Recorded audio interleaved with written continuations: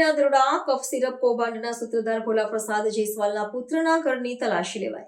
ઉત્તર પ્રદેશના વારાણસી શહેરમાં એન્ફોર્સમેન્ટ ડિરેક્ટરો દ્વારા મોટી કાર્યવાહી કરવામાં આવી છે। ઈડીની ટીમે ગેરકાયદેસર કફ સિરપના વેપારના કૌભાંડના મુખ્ય સૂત્રધાર ભોલા પ્રસાદ જયસ્વાલના પુત્રના નિવાસસ્થાને દરોડા પાડ્યા છે, જેના કારણે સ્થાનિક વર્તુળોમાં હડકંપ મચી ગયો છે। પકડાયેલા મુખ્ય આરોપી ભોલા પ્રસાદ જયસ્વાલના ગેરકાયદેસર વેપાર સાથે જોડાયેલા નાણાકીય વ્યવહારોની તપાસના ભાગરૂપે આ તલાશી લેવામાં આવી છે।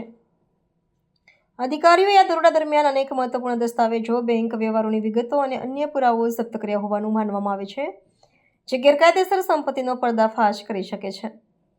ભોલા પ્રસાદ જયસ્વાલ અને તેના પરિવાર દ્વારા ઊભા કરાયેલા વિશાળ ગેરકાયદેસર નેટવર્ક સામે ઈડી દ્વારા નાણાકીય રેફરીના કાયદા હેઠળ તપાસ ચલાવવામાં આવી રહી છે।